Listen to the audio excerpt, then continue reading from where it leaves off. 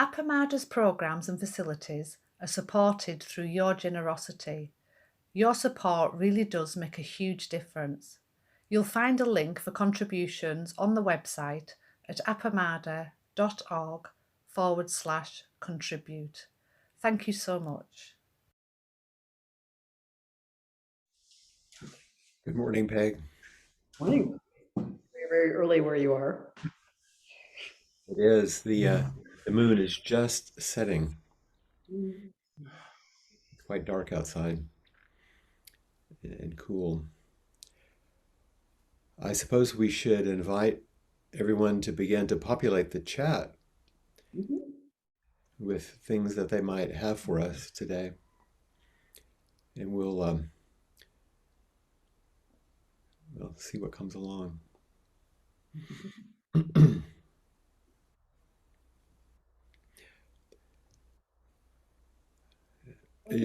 Just read each one. You want to read one? I'll read one. Yeah. I think easiest thing is just leave the chat window open on the side. We'll do our best. We'll see how we go.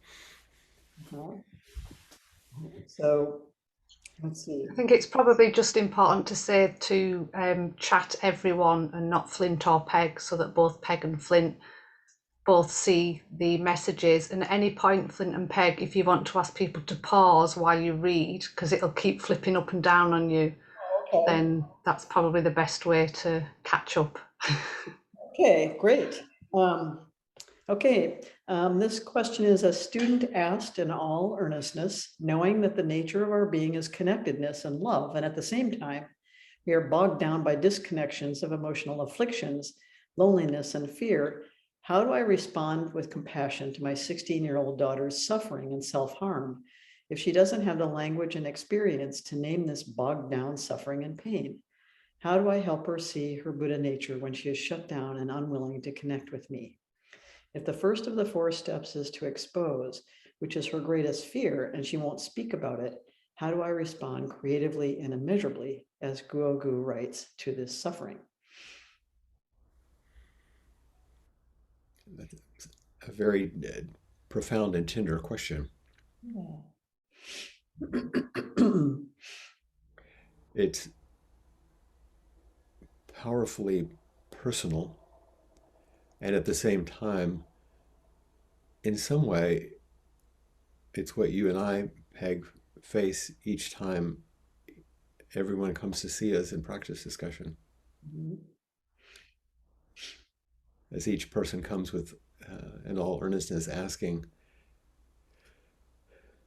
if connectedness and love is everything, why do I experience this kind of pain that I don't seem to be able to get beyond? So it also, we can feel it as our own care for students.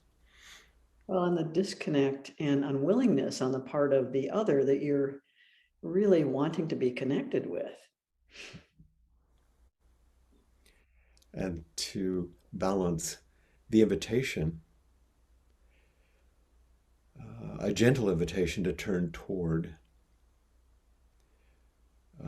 that doesn't feel violent or too frightening, and yet is clear and important and necessary. In this situation, I mean, we could also spend a lot of time speaking just about a loving mother and her dear, adolescent, which we can certainly say a few things. But one of the essential pieces, I think, with anyone that we meet who's struggling deeply, no matter what our response, as skillful as we can bring it, if it's not within the container of full, essentially loving presence, which is the same as our manifestation of Buddha nature, or what we touch in silent illumination, then whatever attempts we bring to try to help won't be quite as helpful as the first. Just when she says, "How do I respond with compassion?" um, being just this moment's compassion's way. How do we become compassion's way? The hows are a longer question, but I don't know about you, but even sitting here now, that's my intention. Right.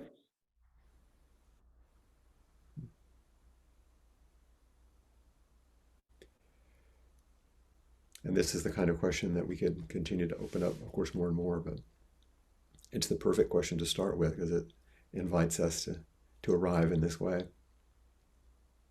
Ah. Let's look at the next one just so we can touch on them. Go. Is there some more you want to say? I think the willingness to name what your own experience is. I can see that you are in pain, and I guess I'm not sure how I can best support you. Mm-hmm. And I can see that you are not wanting me to be involved in certain ways, but I'm wondering if there's some way that would be helpful for you. I guess, just naming sort of the process of your aspiration to support and connect. Mm-hmm. And The invitation. that kind of invitation, but without pressure associated with it, because that's obviously what's not going to get a great response, right? And to maintain one's own uprightness along with your own vulnerability. Yeah. You don't just, oh, I feel that way too.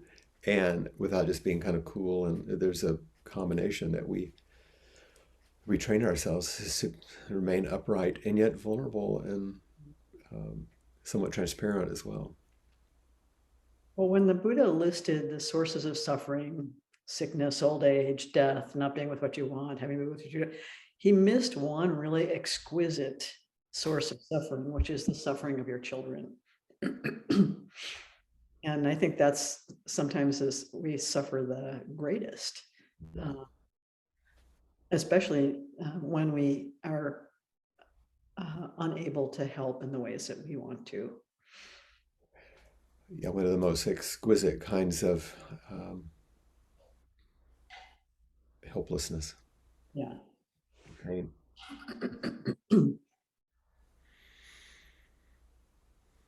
In the next question, it says it's sometimes hard to distinguish between being caught in the self-centered dream and striving for excellence in work, feeling good about accomplishments, making the best Italian dish you can for friends, etc., or even acknowledging your own Buddha nature, like the mirror on the altar.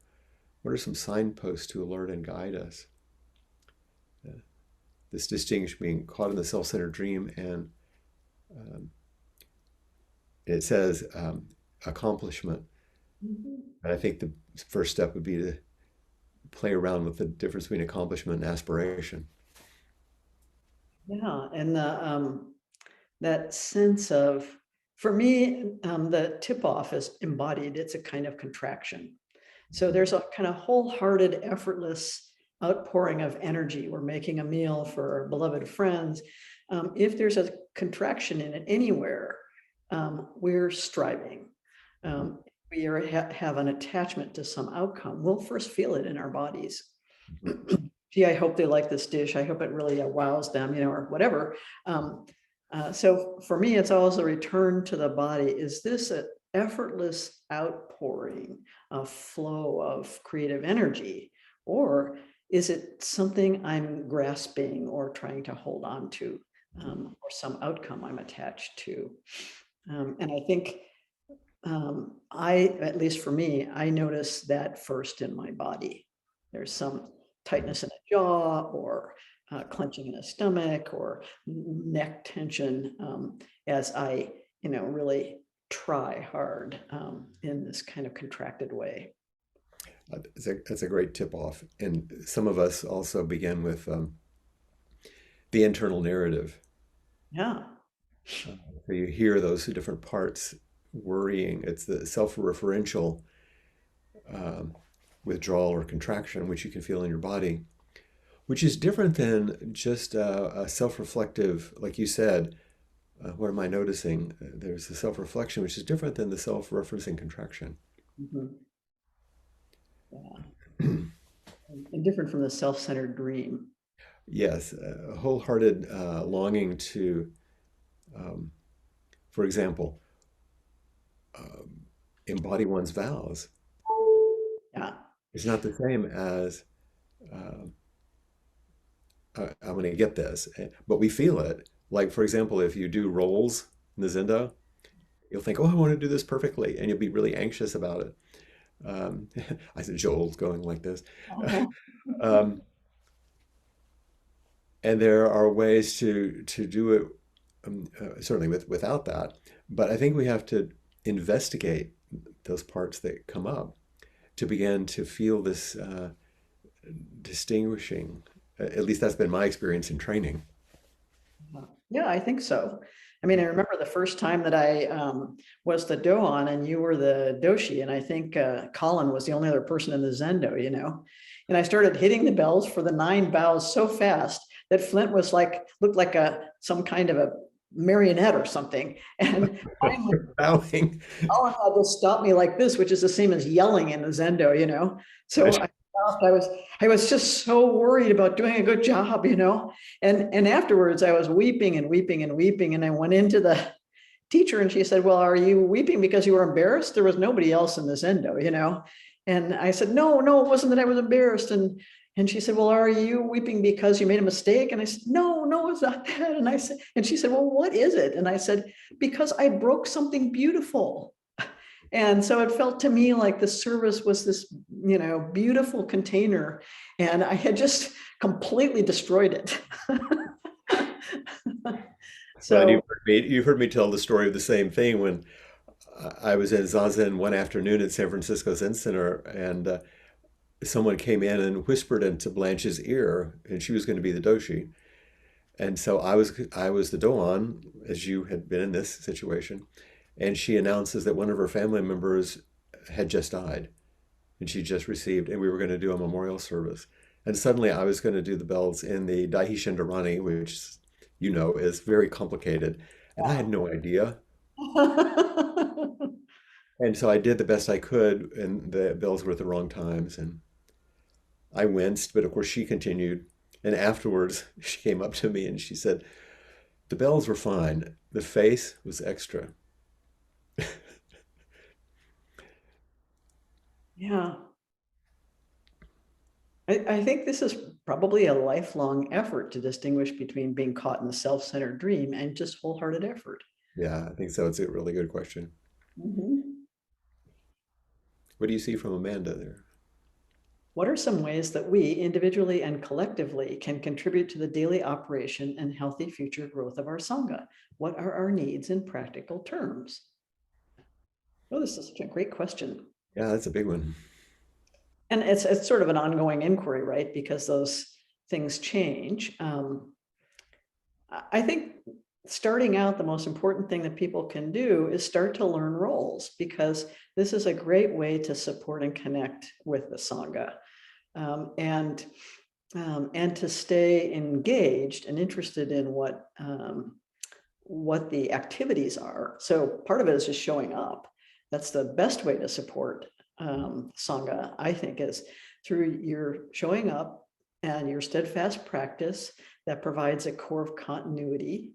And then there's a kind of a map on the website of these circles of engagement, and it shows the different ways that people move from the periphery, where they first contact the Sangha, start to get more involved and do daily practice, learn roles, start to get more involved. If they're more committed to the community, they start to be good potential candidates for councils, which have a lot of programmatic responsibility for the Sangha. So there's a map that sort of shows those concentric circles of engagement, and that's probably the best way to see the different opportunities to support the regular operation of the Sangha. Best thing is to start out with is to show up consistently. I would underline that with several marks. There's we have all kind of ideas and opinions and philosophies and organizational structures. But if we don't just show up wholeheartedly with an aspiration to support and encourage each other, then they're just good ideas. So what you're saying is exactly on track. You know, when you said, I think it was yesterday when you said, um, we don't belong to the Sangha belongs to us. It's something to take care of. It's like that those beautiful things you don't want to break. Yeah. But just simply showing up and engaging and doing not to show up to run things, show up to just engage with others and serve things. Mhm.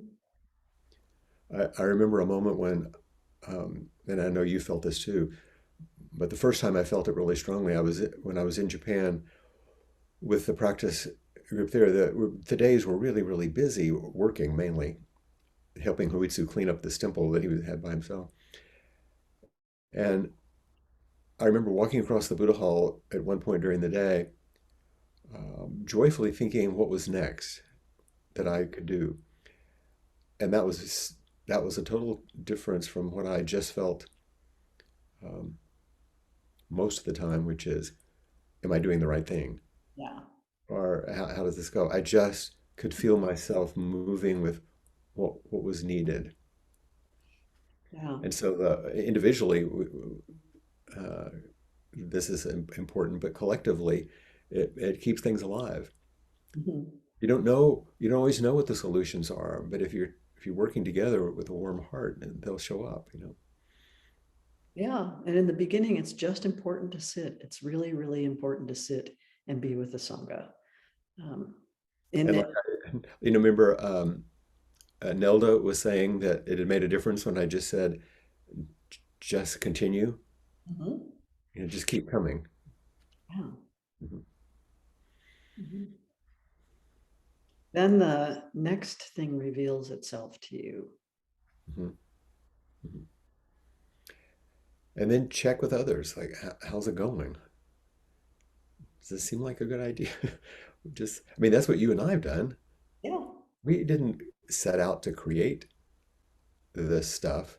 We did roles, even when the sitting groups, when I began and you began our individual sitting groups, all we did was set up a little altar in some funky way and have some semblance of some service or something and sitting Yeah. and read a little something to hold it together with forms Right. because we needed it and other people came and they seemed to want it too. Yeah. Yeah. And we see people come and go in the Sangha and return and go away. And um, some people go away and never come back. So the people who continue are really, really crucial. Mhm. We don't have priests. We don't have residents. It's not a monastery. So it's the core people who come consistently and sit together that make the whole process work. And as you're saying that, that happens with bodies. Bodies come and Yeah. bodies sit together and bodies ring bells and it's the embodiment of together practice makes a difference. I see the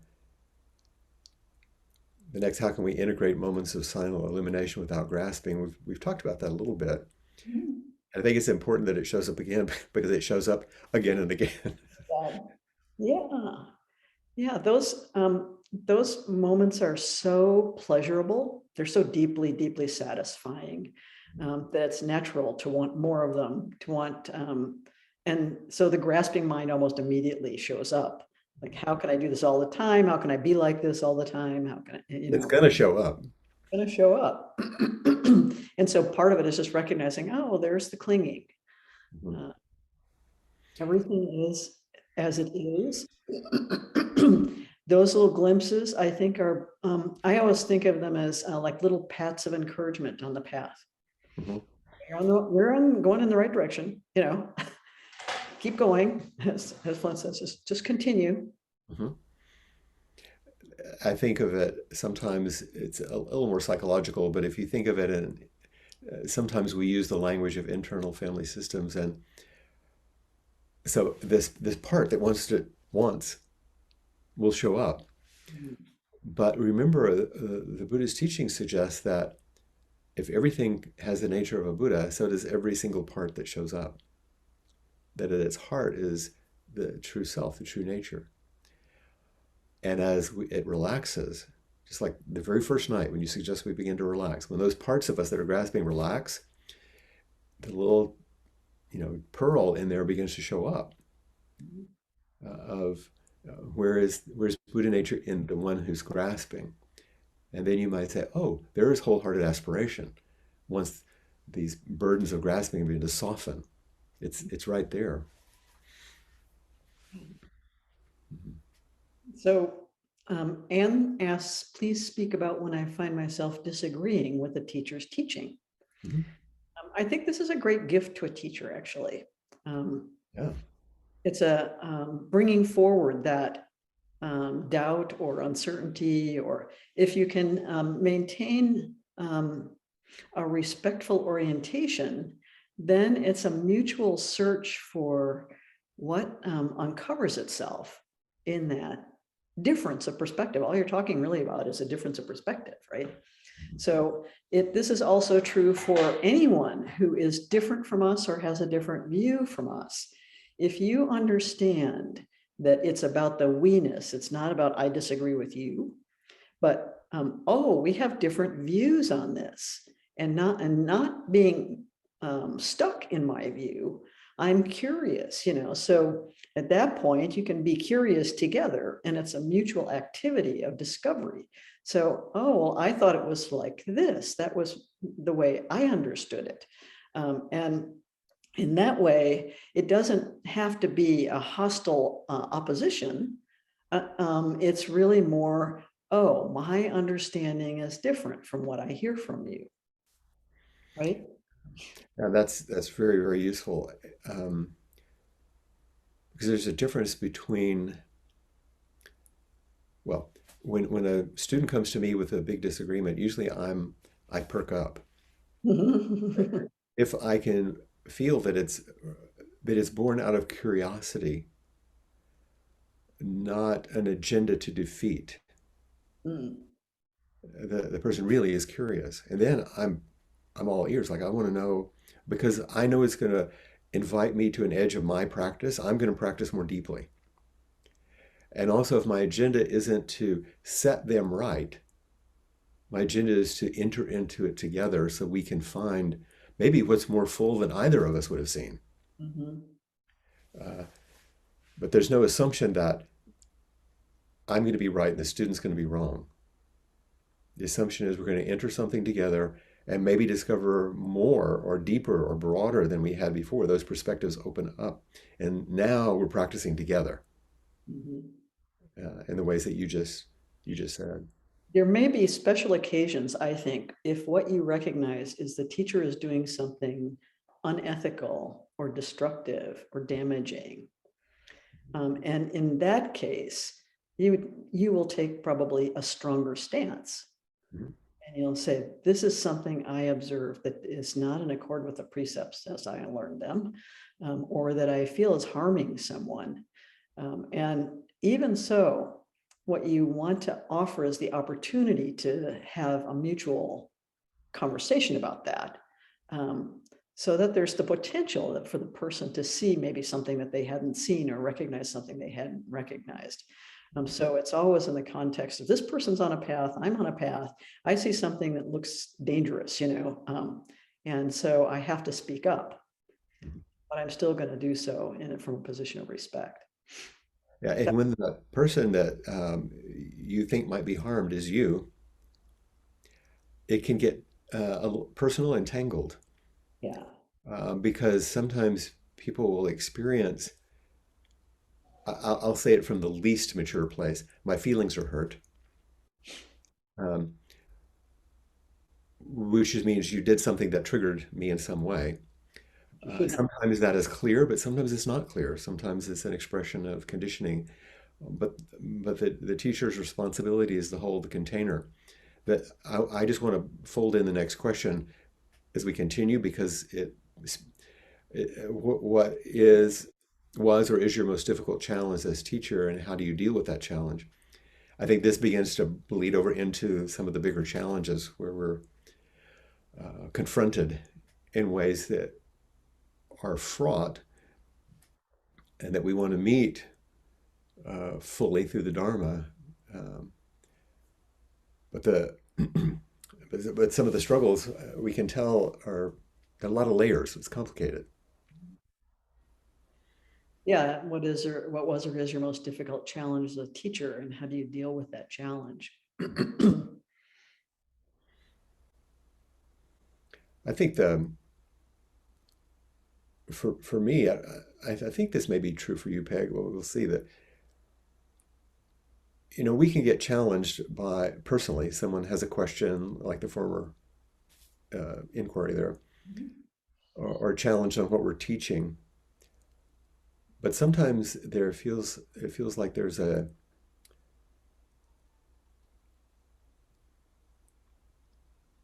I don't know how to say it. Behind it, there's a desire to either take me down or take the Sangha down. Yeah, That's sort of killing. It's violent, yeah, and that's the hardest thing. And then sometimes it's couched in a narrative that can seem rational. that's right. Yeah, yeah, and sometimes it's the use of woundedness as a weapon. Mhm. And the outgrowth usually of trauma, Yeah, but the result is traumatizing yeah, as it moves forward, and that's a more sticky situation. yeah, Uh, and why we call on our senior students and our councils and help, because it's not sometimes I can't really hold it alone. yeah. I think that's right. That's been one of the great things about teaching with you, is that I feel like at least we have each other, as we say. You know, and and this is exceedingly, and I have to reiterate this. This is exceedingly rare. Mhm. Very, very, very rare. Um, so, um, so I think, I wouldn't put a lot of weight on it.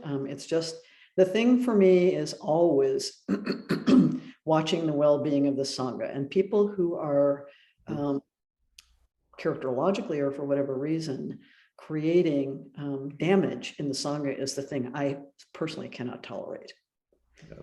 I can tolerate all kinds of projections onto me or whatever, but the damage in the Sangha is the thing that it's one of the 5 great karmic catastrophes That the Buddha taught about. that the Buddha taught about. Yeah, creating a schism in the Sangha.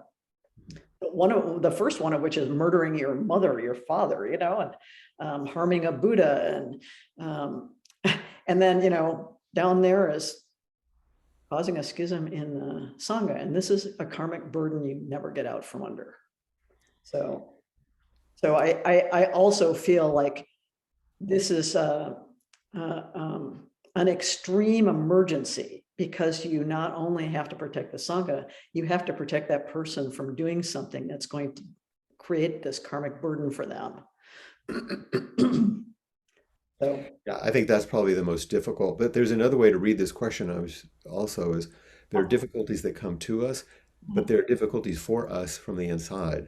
oh yeah, And so I think, I mean, you and I have spoken recently about the difficulties that come with aging yeah, and wanting to continue to support our students and care for the Sangha and do everything we have attempted to do as best we can, and also having to live with limitations and make choices that we know will be some people will be unhappy about, like yeah, moving. moving, yeah, Uh, yeah, yeah, and the I think the tension there is between how we take care of ourselves and how we want to take care of the Sangha. right. Um, And we know we're going to do it imperfectly, and that balance won't always feel exactly right to everyone. But also, you and I, sometimes our edge is not wanting to let people down, Not wanting to let people down. Absolutely. That's and knowing that it's inevitable that some people will experience that as we live with our limitations. And if we're fortunate enough to do it at least somewhat skillfully, maybe it can actually model something, which is also part of our job as a teacher. that's true. Mhm. And also, I think the thing that heartens me is that we were perceptive about this need and began training people who could help us, you Mhm. know, and take on more of the activity as our own energies are, Mhm. So I can't tell you how grateful I am that we have such committed folks who are perfectly well equipped and trained and have capabilities um, that that support this sangha in the ways that they do. Yeah. Tremendous And commitment. in the next question, I'm not leaving this question, but in the next question about reference to Joko's comment, life looks for a channel. Could you reflect on how this applies to her? In some ways, what we anticipated was needing a larger container or a larger channel, so it doesn't come just through you and me. That's right. And it's a tough one because you and I are strong leaders. I don't mean demanding, but we brought a lot to the table, and together, so it's easy to look just to us. Mhm. And I think your ideas of developing the councils and some of the ways that you've organizationally done that, because you had more organizational abilities than I did, I think, was really marvelous and brilliant.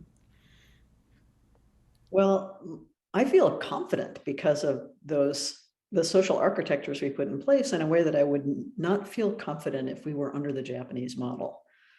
Right. Um, that would I'd be feel much worse about everything. But Hmm. I also feel like it was important for me to move so that people could step into these roles in the ways that they really are meant to inhabit them. Hmm. And so that the Sangha can see, oh, the continuity is there. There's continuity of care. That's the most important thing. Yeah, even if there are disruptions and struggles and things, but that's part of any transition. That's right. And As it builds strength and resilience. mhm. The comment about life looks for a channel. Do you want to say a little bit more of that in a classical way? I think in Longchenpa's term of the creative intelligence of the universe, this is this continuous ongoing activity of unfolding and unfolding, right? That's happening energetically throughout the cosmos, basically. But we are an expression of that. Each one of us is an expression of that life energy, that life force, that activity, that creative activity. And so in a sense, that creative intelligence is always looking for ways to manifest itself and to experience life. So I think of it in those terms, like that, the expression of that creative intelligence that's always moving, changing dynamically, creating and unfolding things. So that's And I my think we can feel that life asks a little more of us as we inhabit and embody and open, then we can feel the flow move through us, but it becomes less personal and more generative over time too. There's a phrase you've heard me use, which I had read in something from Richard Rohr, the Franciscan priest Richard Rohr. He talks about over time we become what he used a poetic term, a riverbed of mercy. And so I'd like the idea of a riverbed because it's not the water, it's the space in which it can flow, can flow, absolutely. depending on need. And and merciful is, like I said, it's a bit poetic and has some feeling tone to it's full of care and willingness, certainly. So just another way of thinking about that. Yeah. I'm reminded of that African proverb that every time an elder dies, a library burns to the ground. So I've talked to people about this. And I think, yes, it's more like now we become a kind of reservoir that people can access of experience, life experience and training and education and so forth. And, and as I said to Flint, we're no longer throwing the books at people. They have to come and ask for them. And we're not throwing them at ourselves as much as we did. So just, You know, yeah, that's one thing we should have probably as an one special arm of the Sangha is a 12-step program for buying books. You yeah, but except we don't want to get better. know, it's interestingly when I was speaking about poetry and we were talking about books, the next question has to do with the role of art Mhm. in practice. The And role of throughout the Buddha history and Zen history, the artistic expression and aesthetic expression has been one of those channels. a huge channel for everything from the tea ceremony to poetry to architecture to painting. Mhm. Uh, it's a beautiful expression of that silent illumination. It's a beautiful expression of our practice path. It's non-linear, non-conceptual. It's embodied. Mhm. To be able to make that inso like Kaz made it with the dynamic vitality and yet the skill of a lifetime uh, demonstrates practice in a way that is silent and it illuminates something without conceptual thought. And also, as you've taught directly, mindfulness and photography. Yeah, that's one of the things that is becoming joyful is how we understand the. Um, we can use a tool, in this case, a camera, or nowadays a phone, which has a camera, um, to find ways to express beauty. And I think the other thing is one of the ways to understand silent illumination is awe inspired by beauty, Mhm. and art plays in that. Even just the appreciation of art to recognize the expression that has come through a work of art. Yes, I might offer a construction and then you might be touched by it, Mhm. or you'll offer something beautiful and I'll be moved Mhm. and awakened by it. So, and I would also just add that sometimes, like you were talking about service, sometimes that art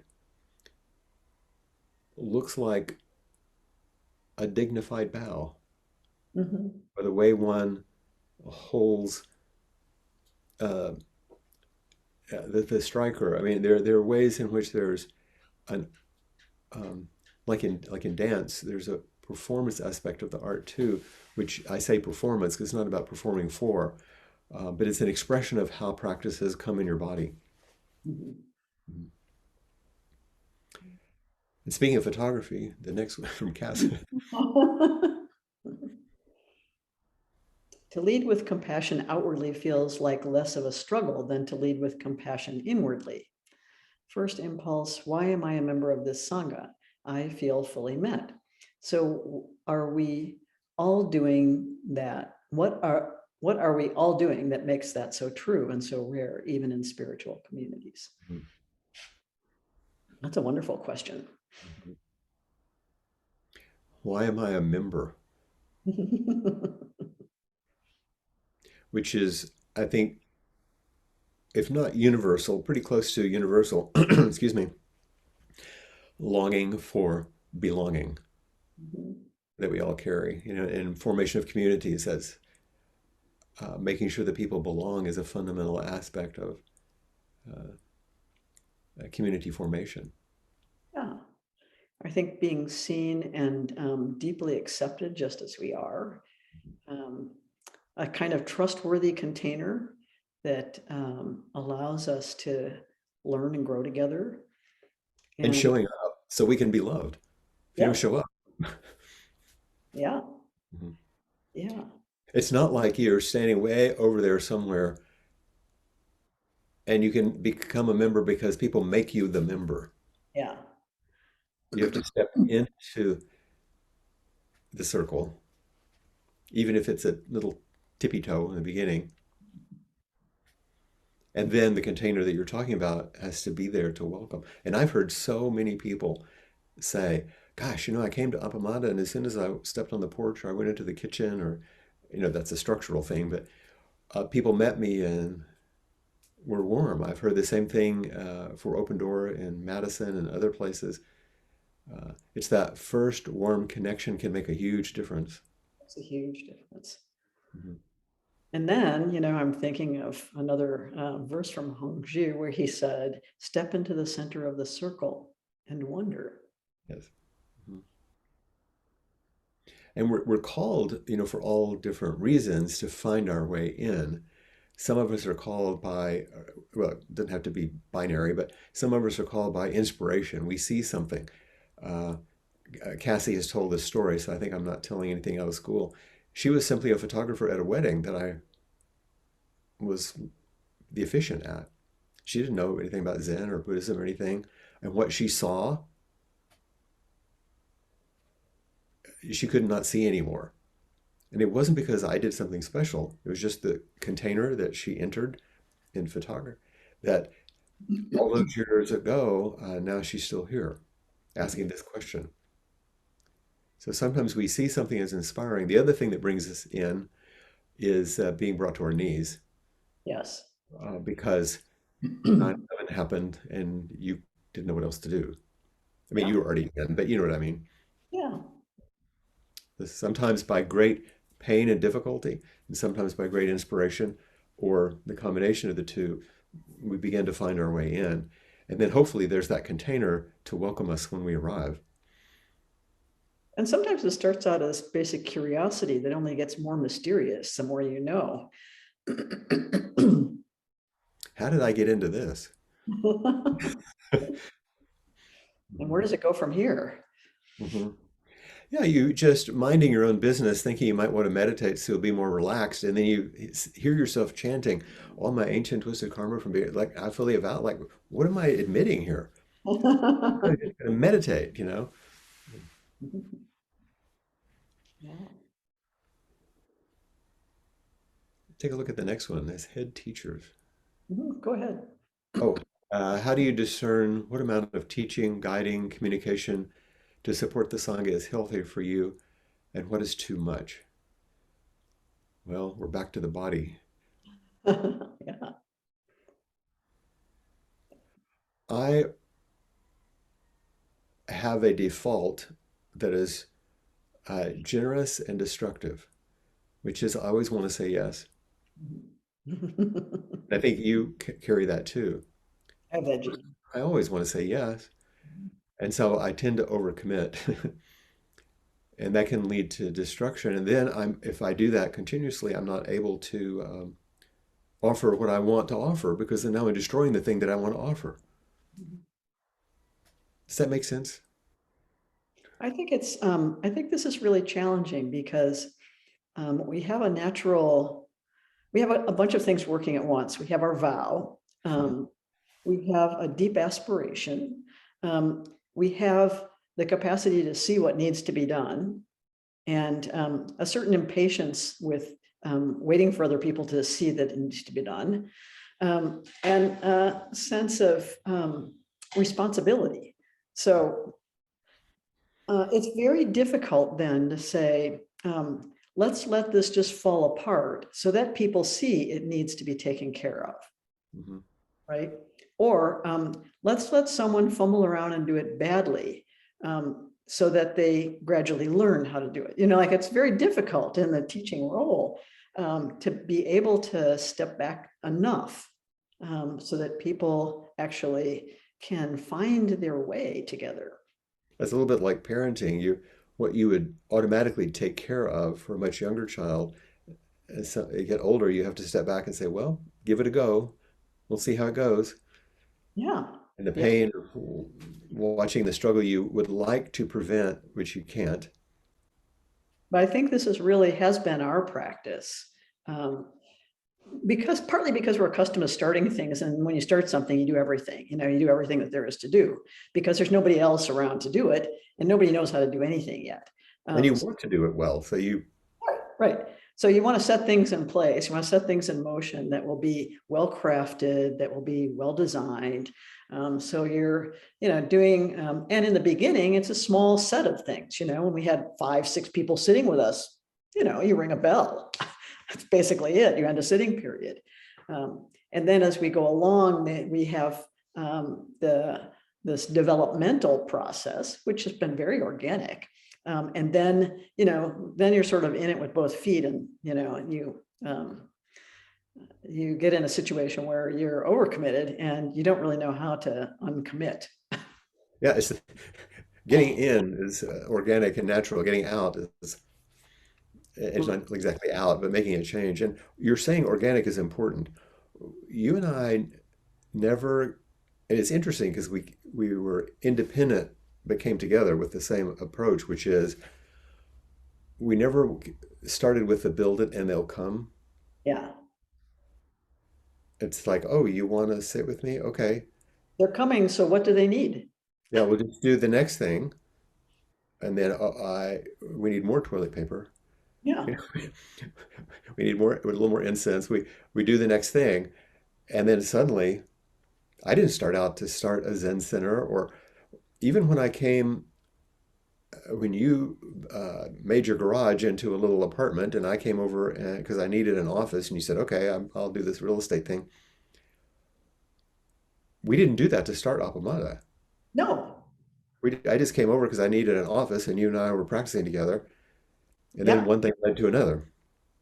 Yeah. And it's, I think having the willingness to explore and experiment has been one of the great gifts you've provided, so that we could together try what we intuitively understood was going to be needed, instead of following a model or a blueprint or some lofty vision or something.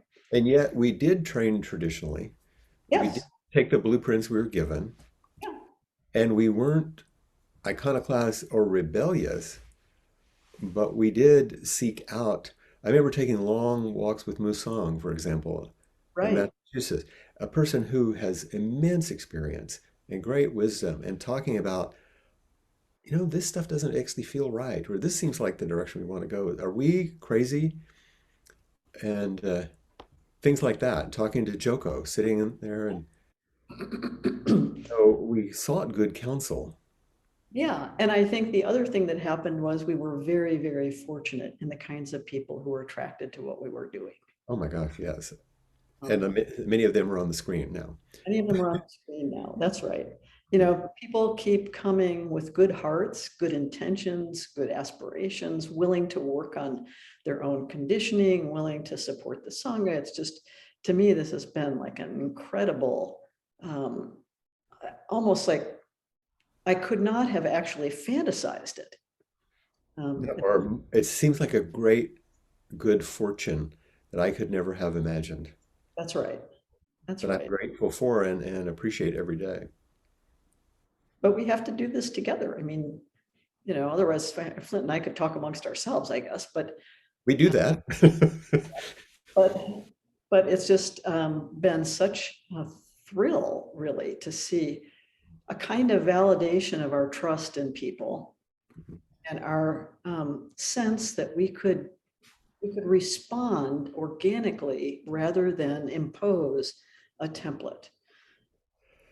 So Yeah, and another piece of that, I think, is just I've always been surprised and appreciated when we come together, and I might sheepishly, or you sort of the same way, say, this is what I'm struggling with, and this is what I don't know. And we're just like, you too? Very strange how often, yeah, I think uh, Flint will have an answer for this, because I'm stymied by it completely. I don't know why I'm at this point. And and a lot of times it's not like the best side of us. We're like, we're worrying about this or that, and I don't know what to do. But to have a partner where you can bring it, knowing that you will not be shamed or humiliated or judged. Or embarrassed. Yeah, but and to say, yeah, I get that. That's so I don't know, let's see what we can do. They're very helpful. Yeah. And that may actually touch the next question. You might want to read that one. When you're at the doorway with your conditioning, you can see it, feel it, know it. You want to release it. Then that feeling hits you in the chest. Something's stopping you from moving over the precipice, letting go. At this point, what has helped you to stay there and then hold the space to let go, to really let go? It feels like it's a slippery fish. You think you have it, then it jumps back out of your hand, back into the waters of your being. How has the practice helped you at these points, supported you? What does that look like? Hmm. Well, the first and sort of simplest thing are offering ourselves to the forms. Mhm. If I spent years and years and years in therapy and as a therapist before uh, I started training formally. And so I would do this kind of stuff from a psychological point of view and got some benefit from it. But when I moved into a training situation and offered myself to the forms, it wasn't I've got to figure out my stuff. I just have to be aware. Oh, okay, I step into the zendo with the foot away from the altar. I turn in this, offer myself to something that's not self-referenced and see what happens. And it's a mystery how that began to shift. Was all that other stuff there? Yes. But it began to take a new shape. Mhm. Does that make sense? It makes sense to me, and I'm thinking about, um, and I'm forgetting the name of the teacher who was talking about this when he was in the monastery, and he'd been there for like 15 years in the monastery, and he was filled with self-loathing, and he didn't know what to do about it. So he went to his teacher and he said, "What do I do about this self-loathing?" Now, a therapist knows a certain approach to that, right? And so there's a way to plunge into that in a therapeutic way. His teacher said to him, "Do 108 bows every day and simply say, 'I forgive you.'" So he started in this very mechanical way, like, this is not going to do anything, and for 2 weeks, he did 108 bows every single day saying, "I forgive you." And then at the end of 2 weeks, he broke down and he started just sobbing. He just released it, just released it. Um, so I think it's something like that. What Flint is talking about, to follow the forms, is a kind of scaffold for our inner work. And we can lean against them. We can rest on them when we're stuck, when we are, when we recognize, I can't let go of this conditioning. I can't. And the other possibility that worked pretty well for me in the monastery was to do metta practice for yourself, for your stuckness. Yeah. I just, And as long as you feel the forms are ways to be a good student or a bad student, right and wrong, you'll never understand them. Because they're what Peg is saying. They're a generous invitation to relinquish and step through that door and find a new way without sorting it out in your head. That can be useful, but that's not what they're for. And then the precepts also add to that scaffolding, of course.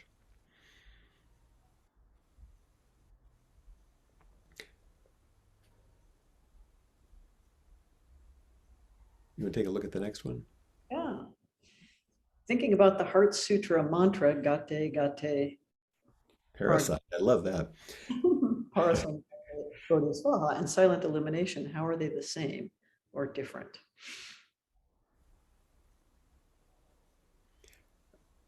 Technically, I wouldn't know what to say because I don't understand all of the background of that, but they are pointing to something similar. Yeah. So you have this gone, gone, gone beyond, as it's usually translated, gone completely beyond, hooray. or as Copancino said, falling apart, falling completely apart. Mhm.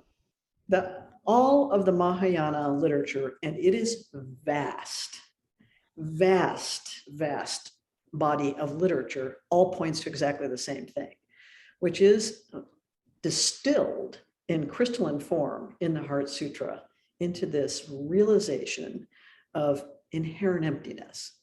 And in Silent Illumination, it's exactly the same.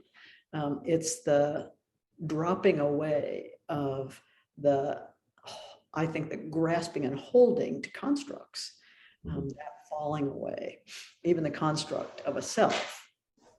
Yeah, So, that's why I was mentioning the Heart Sutra in that first talk yes. and saying you could go through it Hmm. and sort of play with the translation for your own to reframe it as silent illumination because it's saying, I always thought I could finally work this out. I could finally get it. I could Mhm. finally understand it. My mind would finally change to one that would be awakened. And that never ends, and that's the wrong direction. Mhm. It doesn't happen that way. Yeah, It's the falling away and stepping beyond, not finally sorting it out.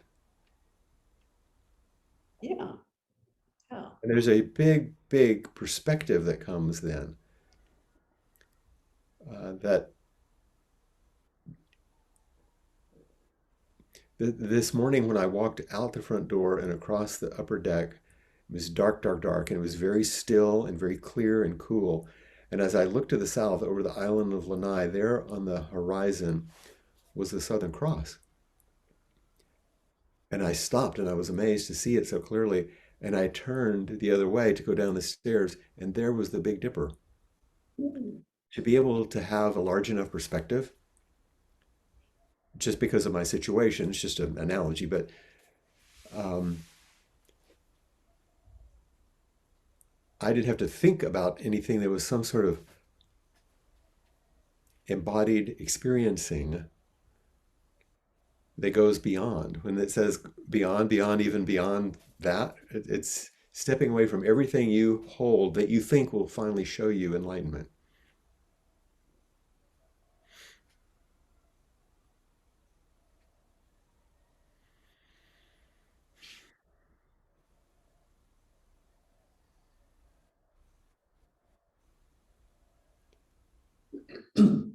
So Clayton says, if during Zazen I'm working out a problem or writing a poem in my head, am I cheating myself of the full offering of Zazen? You're doing something extremely common, and all of us have been there. If you've meditated even for 15 minutes in your life, you've had this experience, right, of working things out in your head or but I think one of the things that we gradually attune our bodies and minds to is Zazen is not a place for us to be caught up in conceptual thinking. These thoughts are going to pass through, but if we get bound up in it, then we've taken ourselves out of our present moment experience. And so it's not cheating really, but um, I would say, not the direction that we typically teach is helpful in Zazen.